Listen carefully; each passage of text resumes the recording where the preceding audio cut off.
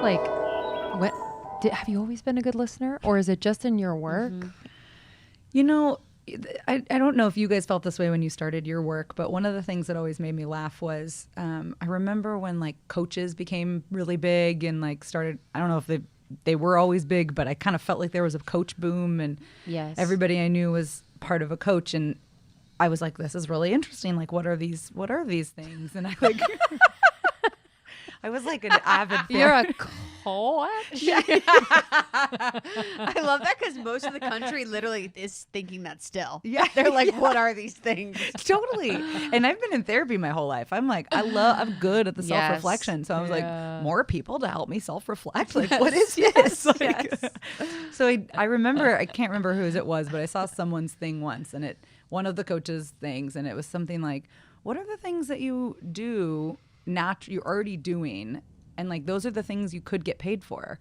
And I was like, well, yes. And I kind of was like, isn't that what everybody's doing? Like just following the things that they know their heart enjoys doing. Like to always be a good listener for me it's because I really like listening to what you have to say. Like I'm really curious about people's stories. I'm really interested in where people are coming from with things. I want to go into the big and the deep always. I want to go and I live in that space. So it's a natural part of who I am. And in order to do that, I have to listen. But when that coach said that thing, I was like, oh, I guess that's what I do. So kind of, yeah, I guess I kind of was always a good listener. But I'm also, as you both know, a talker. So it's we get sucked into that vortex too. And you just bring an energy to it. But I do think with listening, like I'm a good listener. You know, the part of me that was like listening as a response, because that's how I felt safe and that's how I felt needed and that's how I felt validated, was being like a good listener for, you know, and kind of like abandoning myself to listen and support the group in that way. But there is also like a healing that you have to do to be a truly good listener. Because I've noticed that with the more healed I am, obviously long way to go, you're able to really listen to people without ego. You know, Lindsey's like the best listener ever too, because there's no ego. There's no conversation that's going on in their head about how this applies to them, how they can make it about them, how they can, or how the ego is going to reply. You know, it's really that like hollow bone, like Kiki, our healer, talks about, where you can really be in service to the conversation, in service to the communication. Yeah.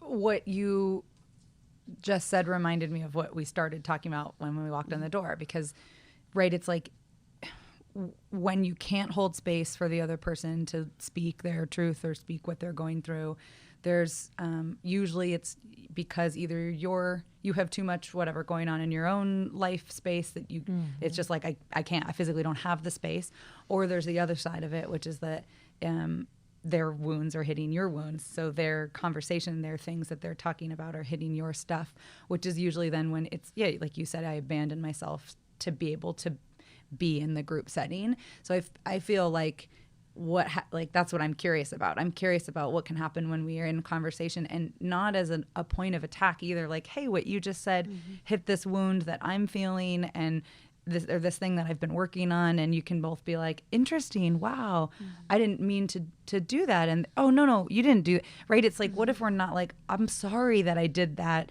but rather like compassionately trying to understand the other person's experience, compassionately trying to understand where they're coming from. I feel like we would all be a little bit better listeners, better conversationalists, you know, more connected to each other. Yes. Yeah, it's like it's a mindfulness around like when you abandon yourself in conversation with people and when you're trying to defend yourself. It's like it leans both ways. If it leans both one way or the other too much, then there isn't that center to come back to ground you in the conversation. Right.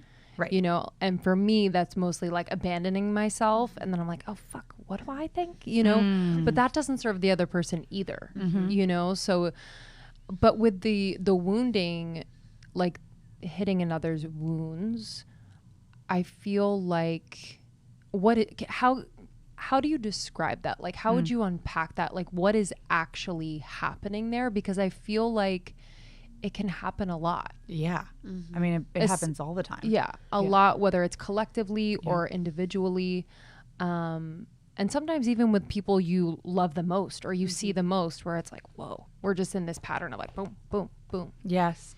I mean, I think the first sign that you have a wound that's been either, whether it's been hit or activated or it's kind of coming up, is the defense, the defend word, right? If there's any part of you that like instantly wants to put your hands in front of your feet, you're like ready to fight. Like that was always my go-to. Other people's are the abandon themselves, like kind of disassociate, leave fight. their body. Mine's fight. I need to make Point that to clear. me. That's yeah, me. literally. Leave the body. This one. That's amazing. I mean, it is. It's like you notice it happen. Yes. And over time, it might be after the fact. It might be upon reflection that you notice it happens. But I think that's the thing. It's the defense. It's the I've left my body. It's the pain. Like when you hear something and it was like, ooh, that hurt. Mm-hmm. Okay, that hurt. Now this isn't to absolve and like everyone gets to just like walk around and poke at each other's pain points. No, I mean it requires intentionality. It requires compassion, and this requires a deep willingness to self-reflect. But if we are able to say in that point to me, oh, I just noticed I got defensive. Something's clearly been activated. I've just noticed that that really hurt something, right? But then and that's where it gets tricky. The other person, if we're able to say that, like I feel like I'm at a point in my life where I say that. But when you say that and the other person is like, then they defend, right? Or they abandon, or they go into whatever their wounding is. So I think it's tricky. It's noticing when it's time, when it's the right and a safe space for you to say it out loud. Like, oh, this thing has been hit. This thing has been triggered. This wound has been activated, versus let me take that and self-reflect with it and do some healing work and, lean on your spiritual tools and lean on the things that help you take a look at it. I kind of like to see it as like an excavation. Each time one of those things happen, it hurts. And when it happens, I mean, it does not feel good.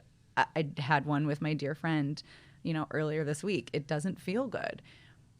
And it's also like really cracking me open. It's really allowing me to go a little bit deeper into my own journey and into my own healing. And so, look, I would love for us to all just be in healed bodies walking around all the time. But I think the reality is can we have compassion for one another's lived experience? And can we identify when our own stuff has been hit so that we can do the work for ourselves, on ourselves, right?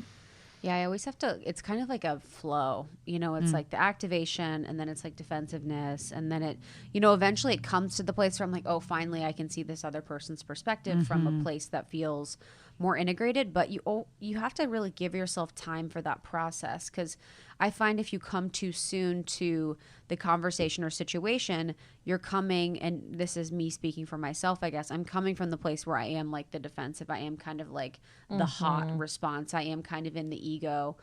And so I think too, giving yourself, and this is harder, I think, in romantic relationships because you're living in the same place, you're together. You can't really give yourself like the space and grace as much as you could with a friendship or a relationship you don't have access to every day, or a family could be also in that. But it's like, how can you allow yourself space so you can go through the process? And then that gets shorter every time. Yes. Where you're like, okay, now I'm seeing. Yes. But I think it was interesting, in talking about this, because a lot of the people listening are very on their healing journey. They're very much aware of what's happening. They understand when they're activated. They understand when their wounding is triggered. But I think a lot of people that they're interacting with don't always understand. So it feels sometimes like they're understanding, okay, this is wounding for me. And then they're talking to someone that maybe is unconscious and doesn't understand their wounding. Thank you so much for tuning in to Morning Microdose by Almost 30. We hope you enjoyed waking up. As always, we encourage you to take what resonates and leave the rest. If you enjoyed this trip, tune into the full episode on the Almost 30 podcast. All episode information can be found in the show notes. Make sure to subscribe, and if this becomes a part of your morning routine, be sure to share it with a friend. We have new inspiring doses Monday through Friday. Follow us on Instagram at Morning Microdose, and follow Almost 30 at Almost 30 Podcast. Thanks for listening. We'll see you in the vortex.